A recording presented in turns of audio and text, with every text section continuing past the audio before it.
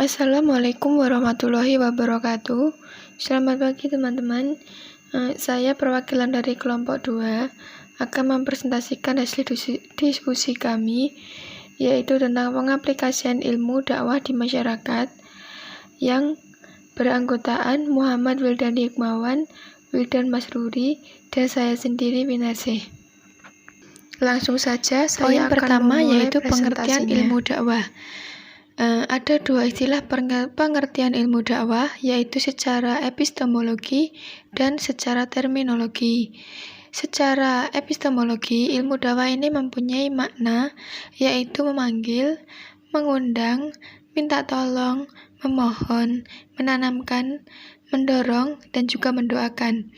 Sedangkan untuk terminologi, yaitu usaha yang mengarah untuk memperbaiki suasana kehidupan yang lebih baik dan layak, sesuai dengan kehendak dan tuntunan kebenaran. Arti dakwah itu sendiri secara singkat adalah suatu aktivitas untuk mengajak manusia menuju suatu tujuan untuk ke jalan yang benar. Untuk pengertian dakwah menurut para ahli, yaitu ada dari Muhammad Quraisy Shihab. Beliau menambahkan bahwa dakwah adalah seruan atau ajakan kepada keinsyafan dan mencegah dari yang mungkar. Sedangkan dari Toha Yahya Omar, beliau mengatakan, dakwah adalah mengajak manusia secara bijaksana kepada jalan yang benar sesuai dengan perintah Tuhan untuk kemaslahatan dan kebahagiaan mereka di dunia dan di akhirat. Poin yang kedua yaitu tentang ruang lingkup ilmu dakwah. Di dalam ilmu dakwah ada dua objek ilmu dakwah. Yang pertama yaitu objek material ilmu dakwah, dan yang kedua yaitu objek formal ilmu dakwah. Objek material ilmu dakwah adalah ruang lingkup kajian ilmu dakwah yang harus diketahui apa yang menjadi objek kajian dari ilmu dakwah. Objek merupakan syarat yang utama dalam ilmu pengetahuan agar dikatakan objektif. Dalam lapangan penelitian, suatu ilmu ada yang disebut sebagai objek material atau yang ditinjau dari sudut pandang secara keseluruhan, dan objek formal yang ditinjau dari salah satu objek saja. Yang kedua yaitu objek formal ilmu dakwah, yaitu proses transformasi ajaran dan nilai-nilai Islam, serta interrelasi antara ketiga unsur yang terdapat dalam objek material. Pendapat senada terdapat dalam kurikulum nasional Fakultas Dakwah bahwa objek formal ilmu dakwah adalah proses penyampaian atau ajakan manusia supaya masuk ke jalan Allah Subhanahu wa Ta'ala atau sistem Islam secara kafah dalam segala aspek kehidupan guna mencari ridho Allah Subhanahu wa Ta'ala. Untuk poin selanjutnya akan dijelaskan oleh saudara Muhammad Wildani Hikmawan. Dipersilahkan. Ilmu dakwah. Dalam ilmu dakwah menggunakan metode dedukasi induksi plus wahyu. Ada 3 landasan biar mudah memahami tingkat keilmuan ilmu dakwah. Yang pertama landasan ontologis, yang kedua epistemologi, dan yang ketiga adalah aksiologi, kawan-kawan. Yang ontologis ini yang kita lihat bahwa ontologi ilmu dakwah ada yang menghadirkan sub pembahasannya meliputi sifat dan objek ilmu dakwah. Ada pula yang menghadirkan subnya tentang unsur-unsur dakwah, dan ada pula sub tentang ruang lingkup kajian ilmu dakwah. Kajian ilmu seputar ontologi ini pada dasarnya sama, yaitu meliputi kajian tentang hakikat dan substansial yang membangun ilmu dakwah. Yang kedua, landasan epistemologi tadi melihat jawaban sekolah di pendekatan ilmiah. Metode ilmiah adalah gabungan antara pemikiran rasional, penempatan sebagai verifikasinya. Menurut pengamatan sementara tentang literatur dakwah yang ada, landasan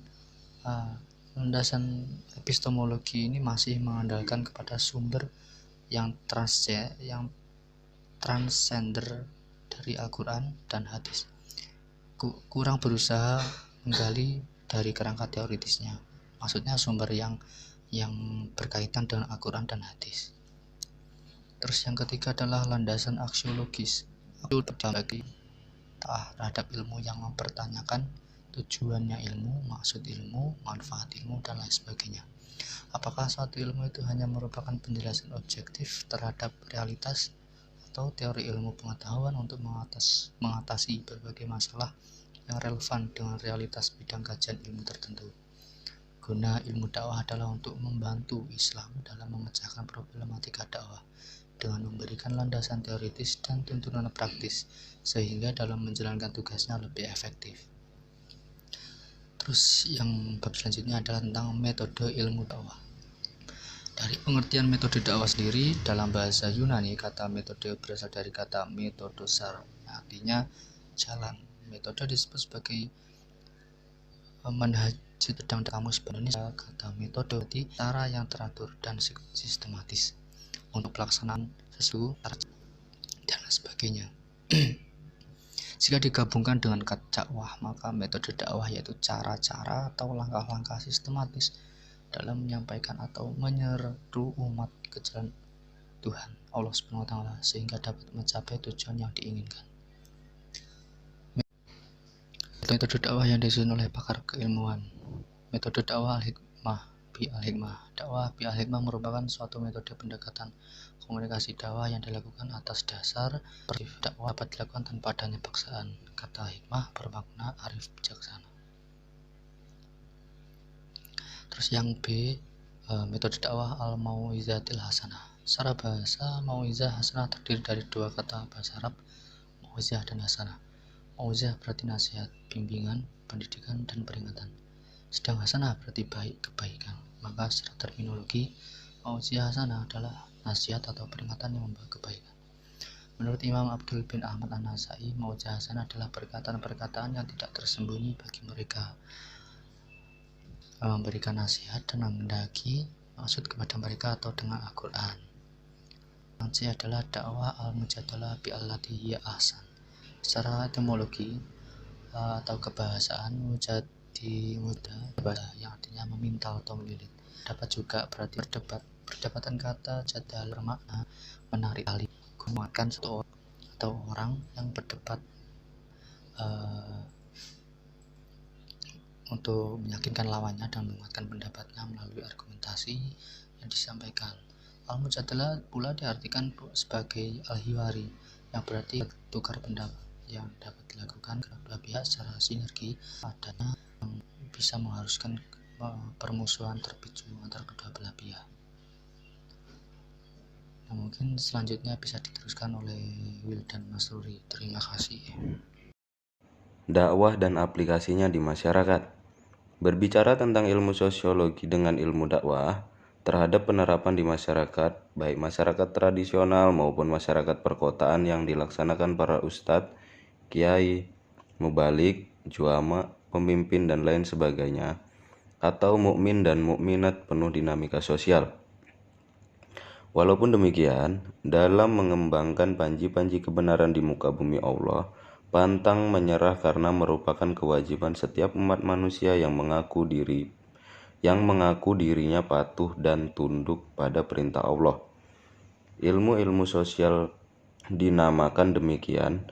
Oleh karena itu, ilmu-ilmu tersebut mengambil masyarakat atau kehidupan bersama sebagai objek yang dipelajarinya. Atau dengan kata lain, yang menjadi objek material ilmu-ilmu sosial adalah masyarakat manusia yang selalu berubah-ubah. Beberapa hal yang senantiasa dilakukan sebagai bentuk penerapan dakwah di tengah-tengah masyarakat yang merupakan tuntutan dan dinamika sosial sebagai berikut. 1. Aplikasi dakwah sebagai ajakan. Dakwah merupakan suatu ajakan atau seruan terhadap seseorang atau sejumlah orang untuk mengikuti amalan, ajaran, dan nilai-nilai Islam. Bagi yang belum Islam, diajak untuk menjadi Muslim, dan bagi yang sudah Islam, diajak untuk menyempurnakan Islamnya. Yang kedua, aplikasi dakwah sebagai rahmat Allah. Dakwah sebagai penyebaran rahmat, cinta kasih pada sesama manusia, bahkan pada sesama makhluk di seluruh alam. Allah menurunkan agama Islam ini sebenarnya merupakan wujud cinta kasih, Rahman dan Rahimnya, agar hidup manusia di dunia baik dan selamat di akhirat dengan diperintah untuk membaca dan belajar. Manusia akan menjadi lebih baik. Oleh karena itu, dalam berdakwah juga harus dilandasi dengan cinta kasih untuk menyelamatkan manusia. Yang ketiga, aplikasi dakwah sebagai pembebasan. Islam mengandung ajaran dan petunjuk tentang bagaimana membebaskan diri dari belenggu dengan alam, materi, budaya, dan tradisi. Bagaimana membebaskan diri dari kebodohan, melepaskan diri dari kebekuan berpikir, melepaskan diri dari kemiskinan, dan bagaimana kita bisa melepaskan diri dari kemalasan. Selain dibebaskan dari belenggu kemusyrikan, bangsa Arab juga dibebaskan dari belenggu tradisi perbudakan, yaitu menghilangkan perbudakan dan menempatkan semua orang dalam kehidupan yang bebas dan merdeka. Yang keempat, aplikasi dakwah untuk penyelamatan. Dakwah di sini sebagai penyelamatan manusia di muka bumi dari berbagai hal yang mungkin timbul atau yang telah terjadi yang dapat merugikan manusia. Orang yang berbuat kesalahan atau dosa sebenarnya sedang mengalami dehumanisasi. Orang yang berbuat kesalahan atau dosa sebenarnya sedang mengalami degradasi. Seorang manusia dalam arti sebenarnya kalau ia berkarya betapapun kecilnya ia dapat memberikan kontribusi bagi perkembangan peradaban manusia. Ia juga telah memberi kontribusi pada sebuah peradaban karena ia ikut membersihkan jalan di mana ia bertugas. Sebaliknya, orang yang melakukan tindakan kejahatan, ia telah merusak peradaban. Yang terakhir, aplikasi dakwah membangun peradaban. Manusia diciptakan Allah untuk menjadi khalifah di muka bumi yang seharusnya mengikuti konsep dan kebijakan yang diwakilinya. Dakwah Islam yang dicontohkan oleh Rasulullah SAW dan para sahabatnya adalah dalam rangka mewujudkan kesejahteraan umat, baik di dunia dan di akhirat, dengan memeluk Islam berpedoman pada Al-Quran dan Sunnah.